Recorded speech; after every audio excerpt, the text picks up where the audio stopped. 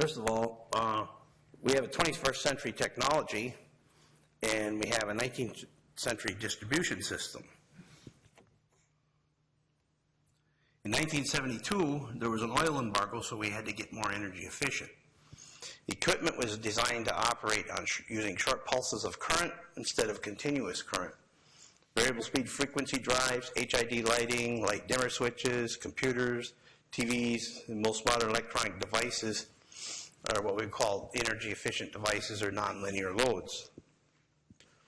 This is an example of a linear load, and prior to 1972, when most loads were linear, that is, they operated on normal utility supplied 60 hertz sine waves. Linear loads include devices such as motors, incandescent light bulbs.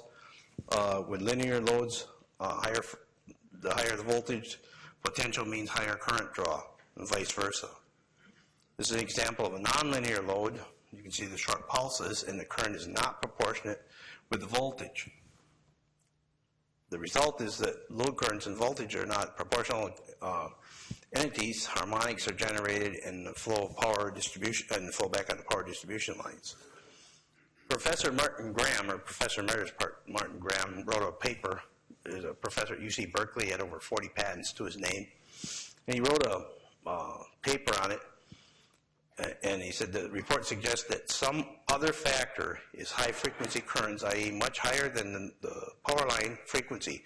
High-frequency voltage can cause currents to flow in humans by direct contact or by capacitive coupling. The effects on humans will depend on the magnitude of the waveform, or the shape of the waveform, duration, the path taken through the body, and the voltage causing these currents should be considered a pollutant. So I like to call it electrical pollution. Some people have kind of coined the phrase dirty power along the way. It kind of was an evolution, but I define it myself as anything that deviates from the normal sinusoid. Some of the things would be, contributors would be harmonics, transients, sags, and swells. Harmonics. This is an example of a gateway laptop computer, and you can see the short pulses of current, and then you can see the frequency spectrum, and you can see that it creates a lot of harmonics. The transient, the IEEE standard 1100 to 1992, is subcycle disturbance in the AC waveform that is evidenced by sharp but brief discontinuing discontinuity in the waveform, maybe of either polarity and maybe additive or subtractive from the nominal waveform. Here you can see where we have the 60 cycle waveform, and that's the blue trace, and the red is the high frequencies. We took out the 60 cycle, ran into a filter, and you can see what was kind of like left over. So what do harmonics and high frequency transient events do? They cause electric meters to read inaccurately. They cause motors and transformers to burn out. They cause neutral wires in a system to overheat. And they cause electronic equipment to fail. And they cause problems with human and animal health. In North America, we use a grounded Y system. The unbalanced current should go back on the neutral. So an example would be 20 amps in A phase, 20 amps in B phase, and 20 amps in C. You would have zero current in neutral. And that was when the distribution system was made.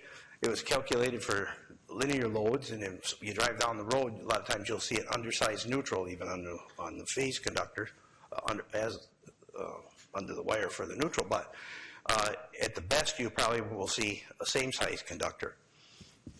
Then we came along with nonlinear loads, and with nonlinear loads, the neutral current can be 225% of the highest phase conductor.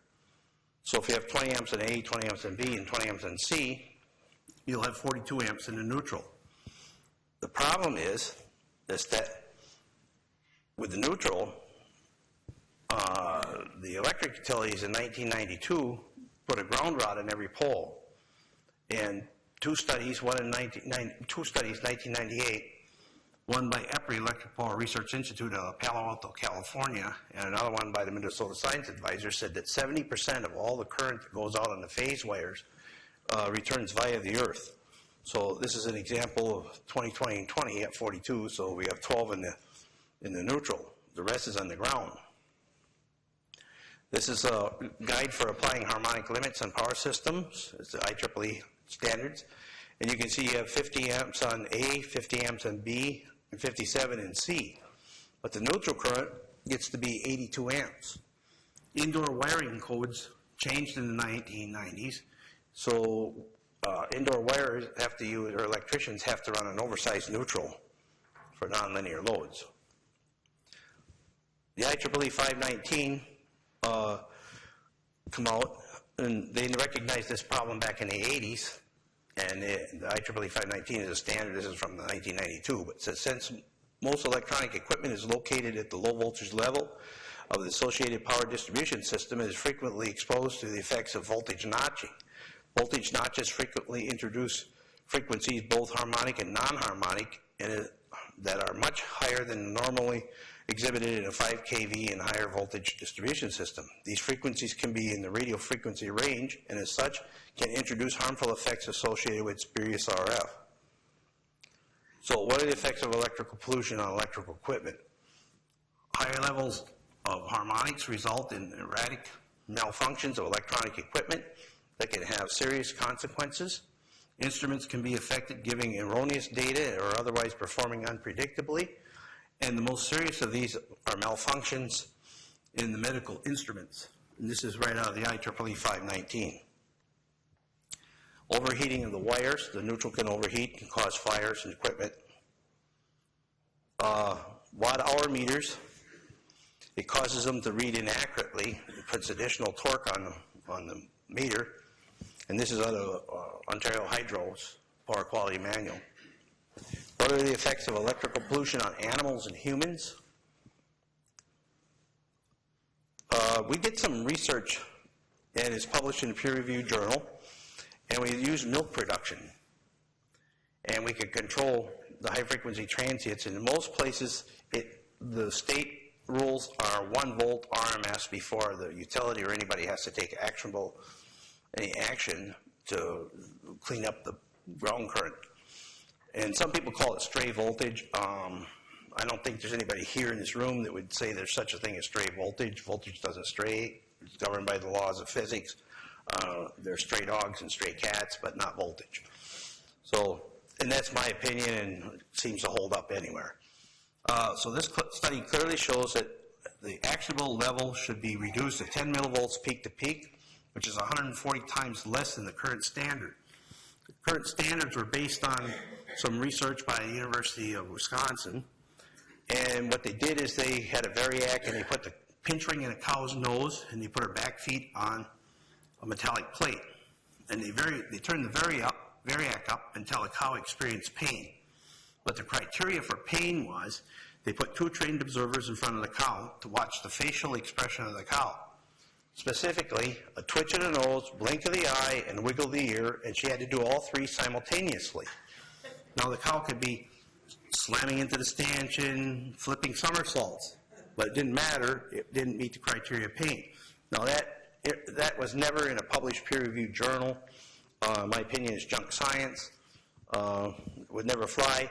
But I have over 30,000 cows on film, and if anybody wants to go ahead and count the legs, they're certainly welcome to. And we can see that 10 millivolts peak to peak, not RMS values, but peak to peak, those cows will lift their feet to break the circuit. And we've even shaved the cow's legs. I don't suggest anybody do it unless you want to get kicked a lot, but we shave the legs, put EKG patches on the legs, and hook them up, and we actually can measure this. So we tied it against milk production. It's published in peer-reviewed journals. And, what's going on here? And you can, we did it for 572 days minimum, and we had thousands of cows in the study. And we did it on different farms. And we would take 5 farms in one area and 5 farms in another area in Minnesota, Wisconsin. And so the day one guy's milk production went down, so did the neighbors. The day one guy's went up, so did everybody else's. So we kind of ruled out management unless they all got stupid on the same day or went to the same party the night before. Then also, by doing that, the only 2 things they had in common was the weather and the electrical grid.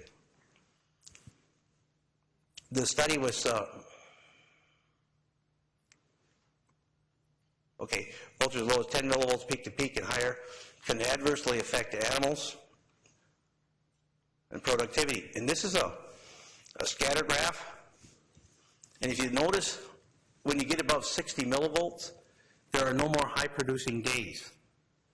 And this is 60 millivolts peak to peak, not RMS. So the 1 volt RMS rules are, you know, like I said, it's junk science. That would be almost 3 volts peak to peak. This is a graph we can get on any farm that we go to. We put 2 plates on a barn floor and we grout them in so that we have a good permanent connection. And we can log the data with an oscilloscope. We can count the data and find out how many times did the cow get shocked in a day. And we look at her daily milk production. Now you have to be, where is the cow in her lactation period, things like that. If you take out a dry cow and put a fresh cow in, that's all accounted for. And a statistician computes the data. So you can see when the cows get shocked a lot, milk goes down. This is going to be this is another farm somewhere. And it was nice with the cows because they didn't, you know, you kind of take away the placebo effect. They don't know if you're, what's going on, or they can't see anything. And the milk production is a good way of measuring. Burchard did it, tried to reproduce the study at McGill University a short period of time, and there was a 16.39% drop in milk production in just a short period of time. We did some research. Now, this is a long time ago, but I see people here that are kind of in my same age bracket, but we took a Dell laptop computer, and we're not picking on Dell, but they put 25 kilohertz back on the line. And we took some embryos and we exposed these eggs to what a Dell laptop computer would put on the line. We exposed them for 30 minutes on the 10th day. I flew to San Francisco and met with Martin Graham, and we did this, and I thought, gee, I flew all the way out here. It cost me money to come out and things like that. So I thought maybe we could go ahead and expose them for a lot longer and see what happens, because then it makes it worth a while and back off. But he said no, and there's a reason he was a professor and I wasn't. But we did it, and you can see the chick on the left. It does have a foot, but it doesn't have a leg. The ones that did hatch didn't live very long, and they were born with birth defects, and you can see that brown that's kind of charred around there. That's the way she looked. The other one is one out of that lived fine, and they all turned out. We did repeat the study in Moscow by Professor Yuri Grigoriev and had similar results. These are the symptoms of radio wave sickness in humans. And I won't go over them, but these are the Russian symptoms. The Russians did a lot of research on this back at the end of World War II when radar was developed, and they actually developed weapons. The United States Navy, in 1972, did research. Oops, sorry.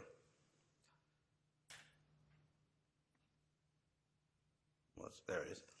And the symptoms overlap, so it wasn't just the Russians that are doing it. So it's credible. The United States Naval Medical Research Institute should be a credible source. The United States Air Force did it too, but they didn't they declassified theirs later. Dr. Karl Mara, who was the head of the Occupational Disease and Health Center in Prague, Czechoslovakia, wrote a book, and he did research on this back in this book was translated into English in 1972. So he goes into quite detail of the things that it causes with humans. The smallest current having an observable effect on heart rhythm disturbances occurs at 80 microamps in humans and 60 in dogs.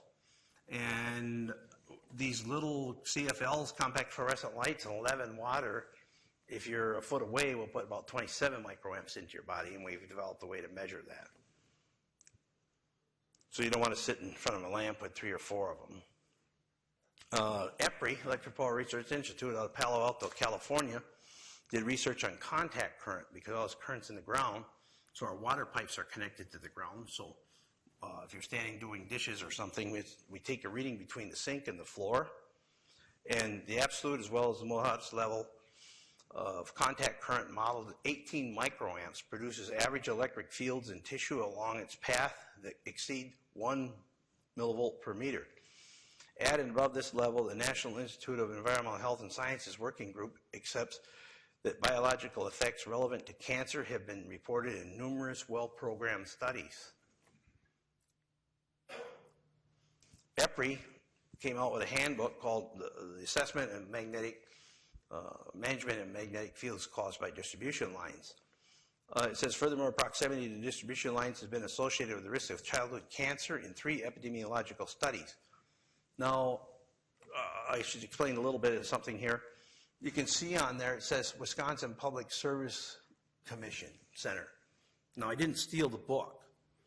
I went to the Public Service Commission to the library, and we're allowed to check out things just like you would go to your local library, and you have it for 2 weeks, and if you keep it more than that, you're going to get a notice that you're overdue. So I was in Madison, Wisconsin. I checked some books out, and I was on a Wednesday. I come back on Friday, and the office girl said, well, what's going on here? We owe them $282 for lost book fees. So I'm not going to pay $282 for this thing about a half an inch thick or something. We can just order one. So she tried to order one, and it's $25,000 is what it cost. So I had to I printed it out because I didn't think anybody would believe me. So, and then I sent them the $282 and kept the book. So that's probably the most money I ever made in one day. Dr. Neil Cherry was a doctor out of New Zealand, and he was commissioned by the European Parliament to do a review of the literature. And he said that this shows compelling evidence of a thermobiological changes in cells and in animals which relate to brain function change, sleep disruption, chronic fatigue, reproductive problems, adverse health problems such as immune system impairment, and cancers of many organs. Epidemiological studies have identified statistically significant increases in the incidence of most of these symptoms and diseases associated with above average exposure to radio frequency and microwave exposure. Dr. Neil Cherry, Robert O. Becker, who was twice nominated for a Nobel Prize, said that we are now being exposed to frequencies we've never been exposed to before, and it is the cause of the made-up diseases of the 80s and 90s, and he listed chronic fatigue, fibromyalgia, ADD, ADHD, and I don't see anybody in here, I don't think, that knew kids or something when we went to school that had ADD or chronic fatigue was kind of an unheard of thing. And Cherry, of course, he's kind of being protective, but he said, like other toxin substances that are damage cells, EMR has safe exposure level of 0. The EPA has 2 reports out. It's very difficult to get these, but I had to fly to Washington myself to get them. And the California Health Department says EMFs can cause some degree of increased cancer of childhood leukemia, adult brain cancer, Lou Gehrig's disease, and miscarriages. And the California Health Department had to be sued to get this to be made public. Phillips and Winters did some research, and it was published in Radiation and Biology, and they said that human cancer cells can grow at a rate of 1,600% and become more malignant when they're exposed to this. We did research. I like numbers, and so we took blood sugar. And maybe the Dalai Lama can change his blood sugar psychosomatically, but probably nobody in his room can. So what we did is we could change the number. We could change a number on the wall, electrical number, and we could change people's blood sugar. And they usually react within 20 minutes to an hour, and we could change it back again. So, and it's a number. So we know that blood sugars. Dr. Thomas Rao is convinced that electromagnetic loads lead to cancer, concentration problems, ADD, tinnitus, migraines, insomnia, arrhythmia, Parkinson's, and even back pain. Rao says electrical sensitivity is a serious emerging public health issue globally and is subject in which most doctors have little or no training. The Health Protection Agency published the result after Professor Magda Havas gave a report on this in Milan, Italy, and they were commissioned to do some research. The International Agency for Research on Cancer classes the smog as a possible human carcinogen, likely to cause up to 30% of all childhood cancers. There is increasing evidence that smog causes people to become allergic to electricity, leading to nausea, pain, dizziness, depression, and difficulties in sleeping and concentrating. Both the World Health Organization and the HPA accept that the condition exists, and the UN body estimates that up to 3 in every 100 people are affected by it. With our research, I disagree with the number about 3 in every 100. I think everybody's affected by it. I think if we all took our shirts off and we went out in the sun, we would all get sunburned. Some of us would burn faster than the others, but we would still all get sunburned if we're out there enough. So I don't believe that anybody's immune to it. We all are made up of, the same type of material. Indivisible smog created by electricity that powers our civilization is giving children cancer, causing miscarriages and suicides, and making people allergic to modern life. So what's on the wires inside the building? This is just between 2 ground rods, this distorted 60-cycle sine wave, and you can see the 60 cycle, and it's distorted, it's ridden with all kinds of transients, and this is just out between 2 ground rods in a guy's yard. This is another one in a house where the lady in this house, her husband died of cancer. It's 1 cycle of the 60, and then we have a little filter that we take out the 60 cycle. So it's like going to Mexico and you have a glass of water and you take out the water. What's left over? It's the bacteria. It's the bacteria that made you sick. It's the high frequencies that make you sick. For every 10 studies that you find that says that power line frequency of the 60 cycle make you ill, you'll find 10 studies that says it's inconclusive. But we're not talking about the power line frequency here. It's like saying, well, water's making me ill. Well, if you're drinking water out of Rochester, Minnesota, you're probably not getting ill. But probably in Veracruz, Mexico, you probably will get. It was the bacteria. And you can see here the high spikes. That's going to be like a light dimmer switch or something. So these are some common things that I picked out, just kind of grabbed randomly. But a Macintosh PowerBook, and you can see the current waveform is the red. We do a frequency spectrum of it. And if you made the human body into an electrical model, it would look like 2 capacitors and 3 resistors. Well, the capacitors are short to high frequency, so the skin kind of goes away. If you have about 500 ohms of impedance at 50 hertz, and if you get 180 hertz, you're down to 250 ohms of impedance. So any energy above 1.7 kilohertz, if you looked at a scale, dissipates internal to the human body. Here's a Dell Vostro laptop, and you can see where that. So there's frequencies way out beyond.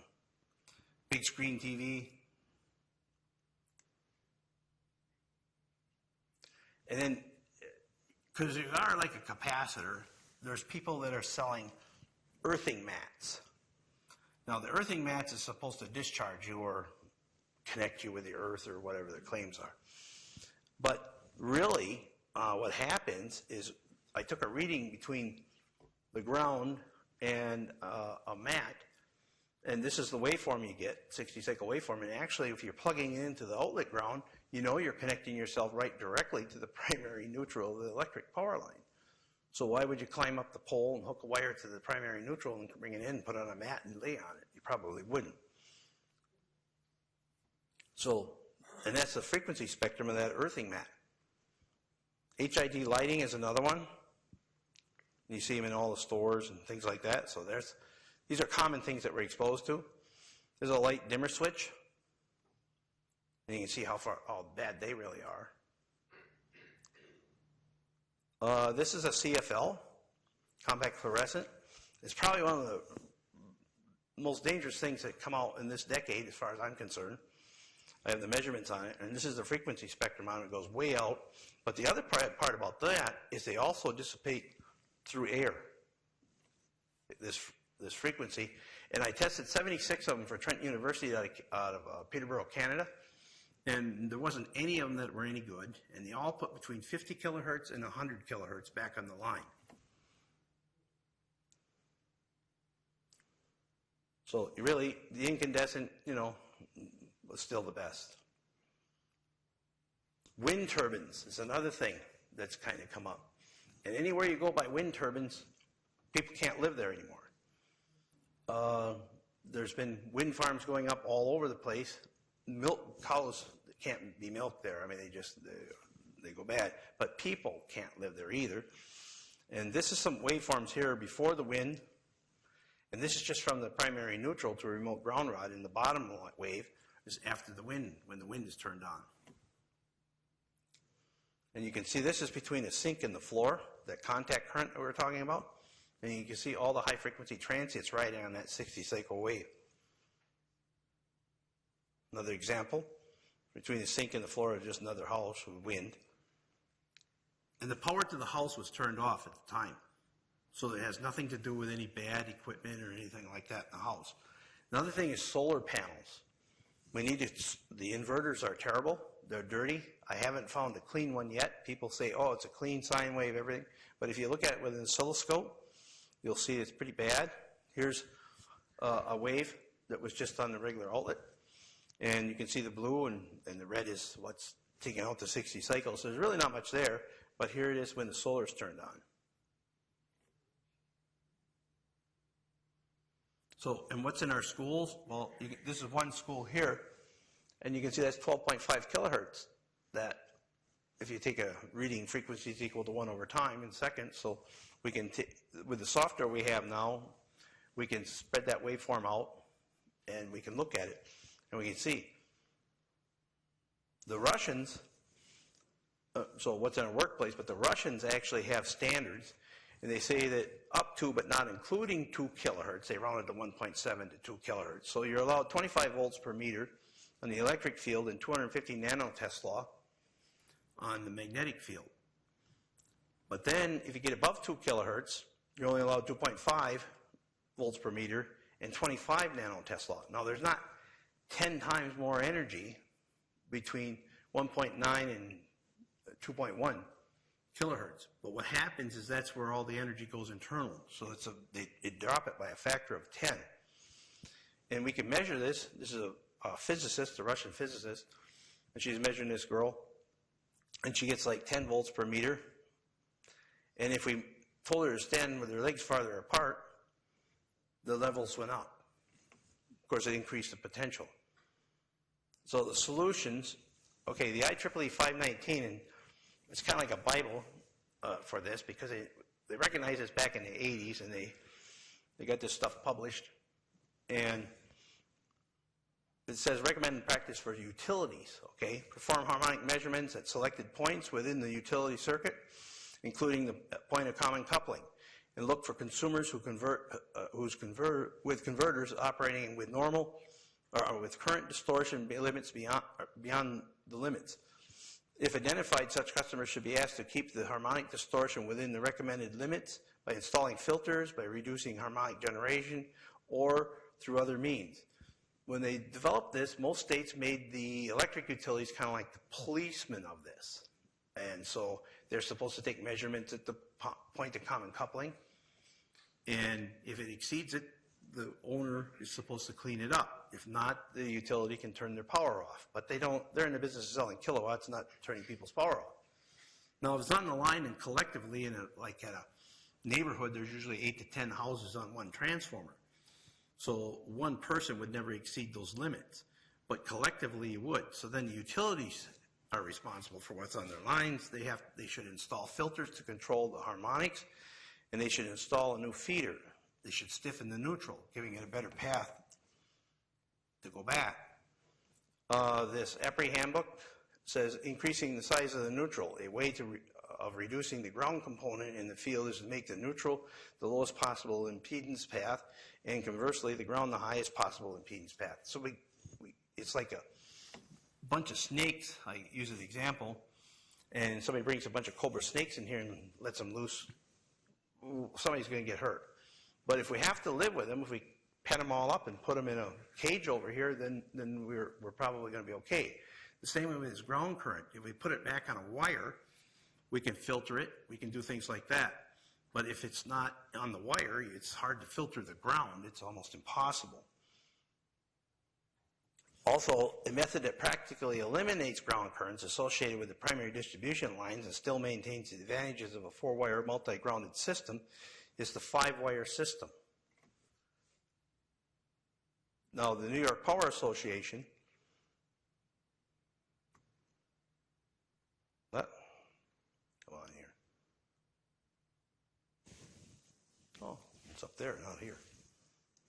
Okay, the New York Power Association, along with EPRI, did some research, and they monitored one circuit out of a substation for a year. They monitored stray voltages or ground current, and they monitored EMFs. After a year, they put in the 5th wire, and they found that the stray voltages dropped 40% and the EMFs went down 50%. Now, had they done the whole system, it would have been a lot lower, but they did one circuit. So then what happens is that the other high impedance path, this becomes a lower impedance path, so other current that was in the ground started accessing that system. Filtering. This is an example of an industrial filter. Corcom makes them, and they've been around for a long time. The problem with this, it doesn't start working until you get above 100 kilohertz. The World Health Organization said that the most biologically active frequencies, along with the Russian government, also says that it's between 4 kilohertz and up to 100 kilohertz are the most biologically active frequencies. The Japanese government says the same thing. So Professor Martin Graham developed a filter that takes out between 2 kilohertz and 150 kilohertz real well. It falls off after that. And this is just a picture of it, plugs into an outlet. We did research with a whole house filter, and they don't really work. You can knock out some of these frequencies, but the problem is there's 2 sources. One is what's coming in from the neighbors or off the utility grid, and the other is what we put on with our electronic devices. So we have these filters. We have them around the world, Korea, Australia, the UK, the Schuko model, etc.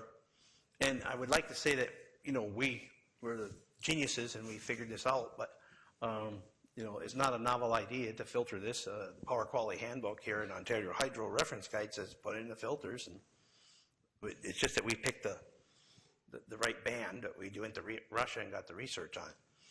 Okay, then we use an oscilloscope, and I'm sure most people here would be using the same thing because you can actually see the wave. But the Kazakh government and Russian government said we can't afford to buy oscilloscopes and train people for all our health departments. So can you make us a meter, just a simple meter that would measure how much energy is on that wire? So we need to look at the amplitude, and we need to look at the frequency. The higher frequency, the more energy. We've all heard of Planck's law. I mean, we all heard of Ohm's law and Kirchhoff's law, but we had Maxwell Planck too. So Professor Martin Graham developed a meter, and the Kazakh government has a national decree that says if the number is above 50, you have to take immediate steps to reduce it in public places. So the American Journal, we published there was a paper, I think it was Sam Milham and Raymond Neutra did some research, and they checked the school. And if you're exposed to these levels and it's more than 2,000 on that meter, and you work in an environment for 180 days a year, 6 hours a day, you've increased your chances of getting cancer by 25%. And the reason it's 6 hours a day, 180 days a year is they did it in California, and they did it, it's the length of a teacher contract. If the number was above 1,000, it increases your chance of getting cancer by 15%.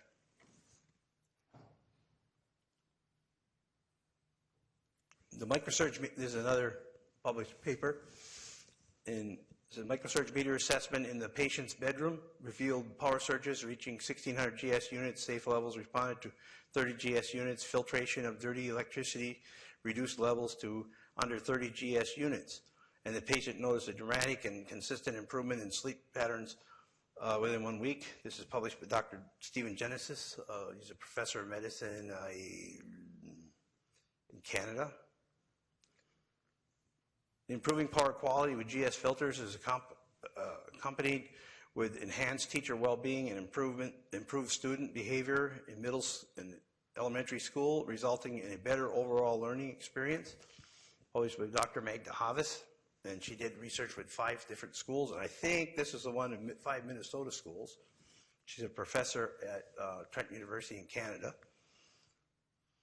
This is the La Quinta study.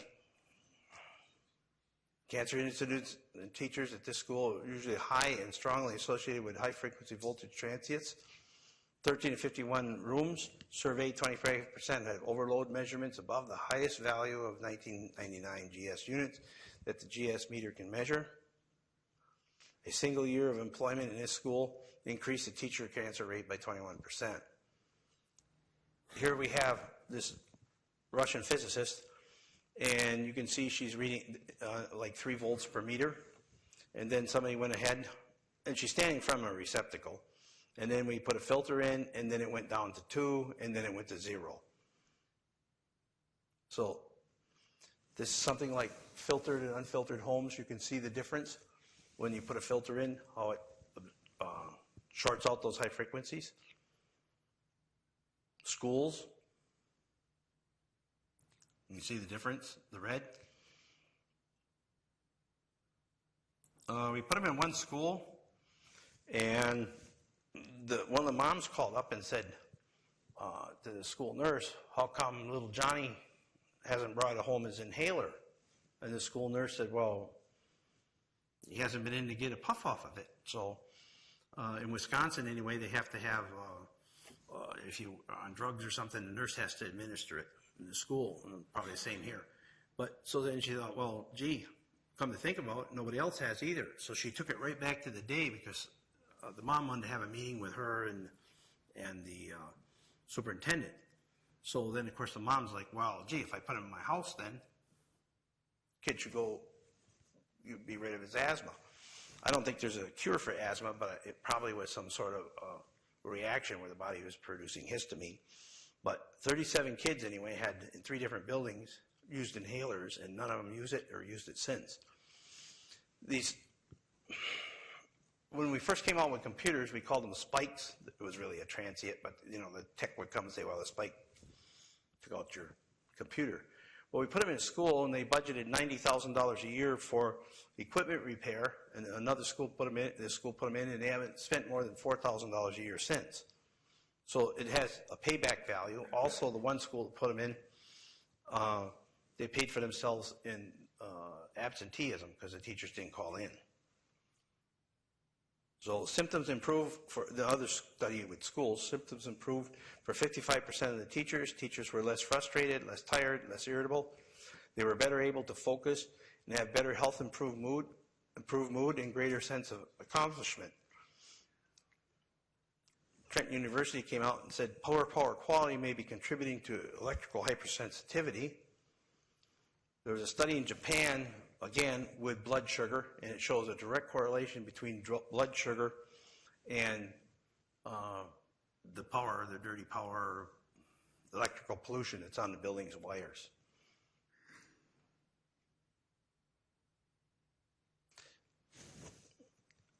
This is, Professor Magda Havas did some research, and she can't show their faces, but this is a guy, he was 27 years old, I think, something like that. And he was diagnosed with MS. He kept falling down at work, causing all kinds of problems, and they thought he was a paralegal, and they thought he was drunk. So they thought that was the case, and it wasn't the case, and they thought, well, okay, you're on drugs. But you can see him staggering kind of down the hall. They call it wall walking, and he had to move back in with his parents. And so he was one of the subjects in a study with MS. Now, this is just a few days, I think it was 7 days or something later. And you can see him walk. He's doing fine now. But he just changed his electrical environment. Now, this is a woman here, and you can see her hands. And this is real time. And it was like she's dribbling indivisible basketballs. So she was one of the subjects, and they had placebos. So Professor Havas went and she got the real ones first.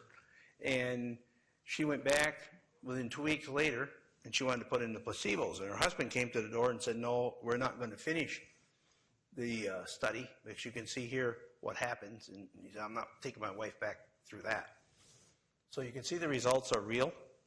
It's not fictitious, and this stuff has been written up and published in peer-reviewed journals. Now, this is an MRI, and you can of someone who has MS, and you can see the lesions in the brain. People who have MS get these lesions, and if you look at this one now, and it's the same guy, same thing, and the lesions are reduced and almost gone after he changed his electrical environment. Dr. Sam Milham did some research with neurotransmitters and dopamine levels. I was involved, but minor involved. I got my name in the paper, so Dave could introduce me that way. But what happened was he took urine samples and sent them to a laboratory for 12 people for 12 weeks at the Olympia, Washington Library. Then I went out and we put filters, or changed the electrical environment, I like to say. We cleaned up what was on the building's wires, and then people collected their urine again for another 12 weeks.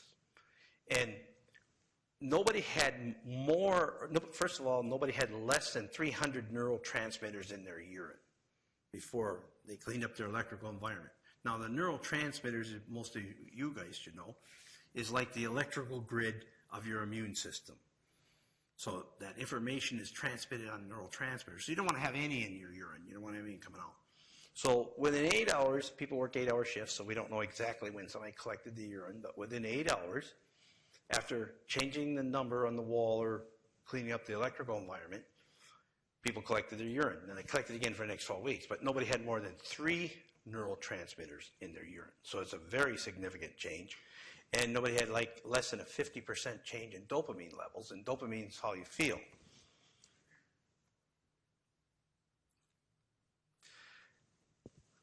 We think, but this is kind of like ongoing research, we think autism may be connected to the high-frequency fields. Usually when autism comes along, there's like a change in the person or the kid's environment. He starts school or something like that, or they move or something. And then, of course, they try to blame it onto the mercury in the shots. Well, we do know that when you're exposed to these high frequencies, it causes a breakdown in the metals in your body. So if you have a shot, you have the mercury in the shot, maybe the mercury gets on the move. That I don't know. But that somebody else is going to have to look at that. ADD and ADHD, we do know that kids with ADHD or ADD, when we change their electrical environment, their personalities changed immediately. Now, that's been done by Dr. Sam Milham's done it, Professor Hovis has done it, a lot of people have done it. Child leukemia and cancers, Professor Milham says that most all childhood leukemia is preventable, and it's related to this. And what else, can there be? Okay, I think there has to be a cooperative effort. The solution to this problem requires that. Electronic manufacturers need to install tune filters in their devices. You've seen the devices that we showed, 50 kilohertz on that laptop over there, 25 on 12.5 in this one right here. Okay, you know that we could put a tune filter right here in this computer, and that would be the end of it. And that's what it really should be. We shouldn't have to have some aftermarket things or something like that to make a catch-all.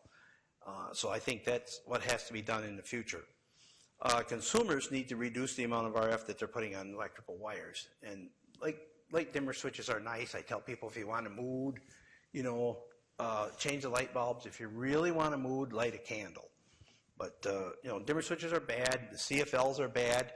Even some of the new LEDs, most of them are bad. They were pretty good when they first come out, but as far as pollution, but they look like looking through a smoke-filled room or something. So now they got that color corrected, but then somebody come along and said, well, let's make them dimmable. And when they made them dimmable, now we got it crapped up again. So there are some out there, but I got to check them. So I have these questions here. Oh, they went too fast. Okay, can we enjoy the benefits of electricity? Can we use it safely? Is technology available to accomplish this? And can we do it at minimum expense? And my opinion is yes. I did bring an oscilloscope, and I have a panel here that I kind of just cobbled up. And you can come down and play with it or whatever you want. And you can look at this, the waveform, and you can plug a filter in, see what it does. You can see what the meter does, and you can see what a compact fluorescent light does and things like that. And we have a method of, you can measure the current in your body. You can put an EKG patch on your chest and hook it to a ground wire and set it in microamps. You need a Fluke 189, a Fluke 187, or a Fluke 287 because it has the bandwidth. I mean, you just can't go down to the Radio Shack and buy the simple one, but those meters, you know, and you can actually measure it. You can touch the sink and the floor. You can actually see the current in your body. You can stand underneath a light, fluorescent light, go up and down with your hand. You can vary a dimmer switch, or you can touch that. So that's kind of the presentation, I guess. Sorry if I took too much time. And thanks for having me.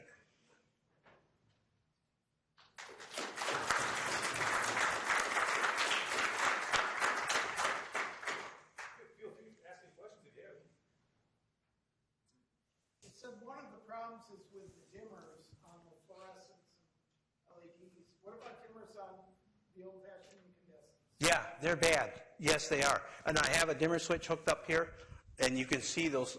In fact, one of the slides showed it. You know, you'll get two Greek spikes, one on the positive, one on the negative. And as you move it, you know, the dimmer, and you watch it on the scope, and you come down and do it, you're certainly welcome. You'll see it move right along the line, you know, so you know it's the dimmer.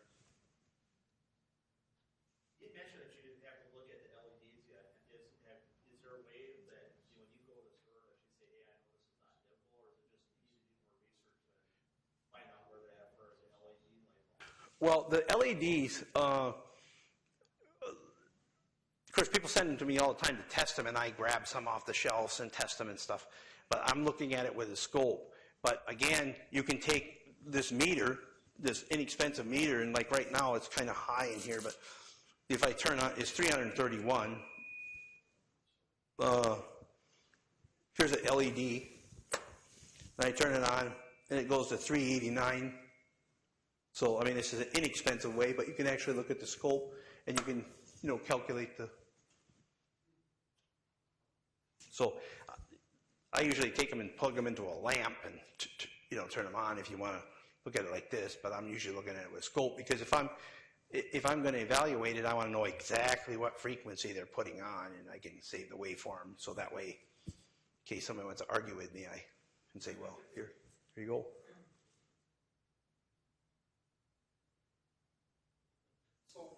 It sounds like your research suggests that a lot of these problems could be mitigated by going back to an all DC distribution in the home.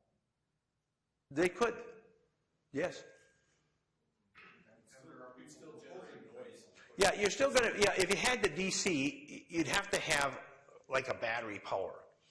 And now the problem with the DC, okay, you're going to have the building and collapsing of fields, and you can have these little, I mean, we have people that do it that are so sensitive, they've actually kind of went off the grid and they buy DC, you know, refrigerators, everything. But the problem is you got to charge those batteries. So how do you charge the battery again? So then you run it through a switch mode power supply. And then you're right back to, yes, you're absolutely correct. Well, wouldn't the real problem be that you have to chop the voltage sphere to change voltage? Yeah. Well, yeah, if you're going to go through an inverter, yes. And you remember the solar there?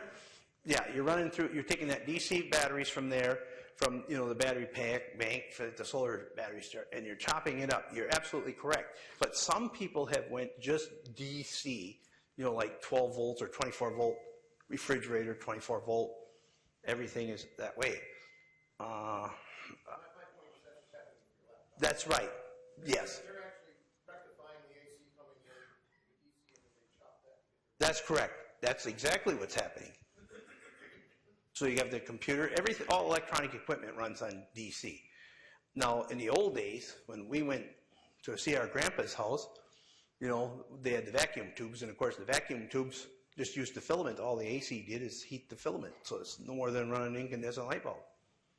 So they didn't chop it up. That's how old I am.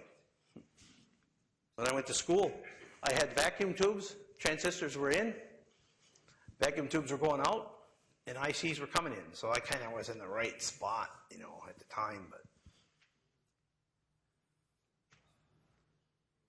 see, I said it was a good audience. Should we get our affairs in order? You know, the doom and gloom, you know, I don't like to paint the doom and gloom because really, this is, look, guys, this is an engineering problem. And there's nobody here that would probably say there's not an engineering solution to an engineering problem, or you wouldn't be here. So there is an engineering solution to an engineering problem. I just think that when we did go to manufacturers, and we said, hey, why don't you put a tune filter in this computer? And we were told it would add $5 to the cost of that computer. What are you talking about? And laptop computers were selling for like $2,000 or $3,000 at the time. So who cares about $5? That was my opinion, but that's what we were told. Yeah. And they're selling $100,000 or $200,000 a year. Yeah, you're right. But still, and we said, well, okay, look, you know, all these kids were coming out with these. Everybody's going to have a laptop, you know, in their classroom. All these kids and stuff. So why don't you put this in, and then you can say, well, look, our computer is the safest computer out there. We don't cause this problem. We've cleaned it up. You should probably sell more filters of computers, and it's not a marketing thing. Even lights, the new LED lights. We had one farmer that kind of got his ground current cleaned up and things like that, so he was starting to make a lot of money. So he has extra money, so he goes and he bought 2 4-foot 4-bulb fluorescent lights, the T8s, T12s, puts them in the holding area in his barn. The first day he put them in and turned them on, the milk production dropped 1,200 pounds. So he goes, oh, what's the matter? So he called me, went over there. He has a scope permanently monitored in his barn. So we went out there and, we picked it up with the lights. We turned the lights off. So he puts a piece of tape across the lights. So they start milking at 3 in the morning. So his milk guys that would do the milking lifted the tape, turned the lights on. Well, it's 1,200 pounds. The next day it's more, and then the guy's freaking out again. So he ended up having to take the wire off. So we went to a manufacturer of the lights even, one company, and we said, hey, look. And we designed a filter, and we cleaned this LED lights up at another place, and said, here, put this in, and there's no current goes through your body, nothing, and we showed it was totally clean, nothing in the ground, nothing. The driver's fine. And he said, well, we got to get UL approval. So a year goes by and the UL approval isn't there. And we kept saying to farmers, look, wait, you know, this company's going to come out with this light. So finally we get hold of the CEO and said, what's going on? They don't want the liability. So they're not going to make a change because they said if we make a change, we're admitting that something else is wrong with the old one. You know, and none of us here are litigators. We're just, you know, engineers. And we want to solve the problem. You got a problem. And you got a flat tire and you're going down the road. We don't need to argue about, you know, if it's flat, we got to put the spare on. Put it on, we'll go on down the road again. But that isn't the way it works.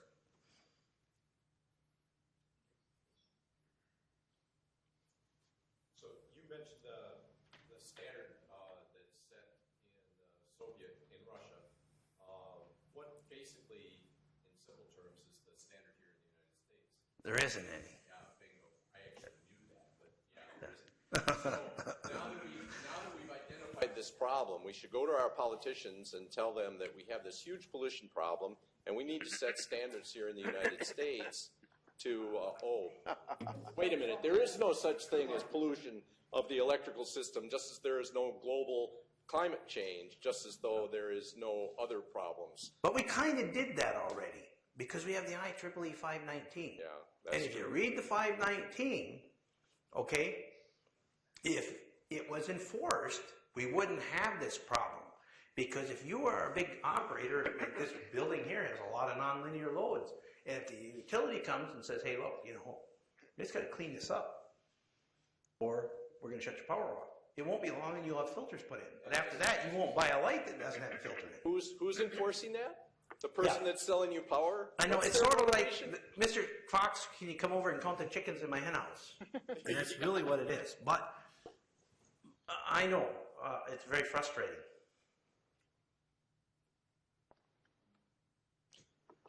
Parenthetical, but what was your comment about shots and mercury? Well, this is something we were looking at, and Graham he had some friends who had, the kids had autism or something, but when there's mercury in these vaccines, okay? And if you look at the autism, there's some consensus that it's caused from mercury, okay, from the vaccines. But every kid gets the vaccine, not every kid gets autism. But so what's changed? And so we were looking at some of that and saying, okay, we do know, and if you look at the chart, and I brought a chart here from the United States Navy, just listed the symptoms, and it causes a breakdown in the metals in your body. Now, when I was in the military, we had fillings, and I worked with high frequencies. And so every 6 months, they changed the fillings in our teeth. Because they went 7 months, you bit into a candy bar or something, your filling came out. Okay, now if you were not in electronics or something, whenever you had a toothache, you got it fixed or something, you got a yearly checkup or something. But electronics people, we got every 6 months, we got our fillings changed. Now, so we know it causes a breakdown in the metals in your body. So if your kids or your grandkids go and they get these vaccines, why do some get it and some don't? Is it that because, they're electrical? And you got, like Xbox, for example, and all these games that we never had when we were kids, and, computers and everything. So they're exposed to a whole lot more non-linear loads. And so then the question is it breaking down the metals in your body and the mercury gets on the move? And in some kids, it ends up in a certain spot in your brain where it gives you autism, and the others it doesn't. I would just like to point out that thimerosal or mercury was removed from vaccines in 1999.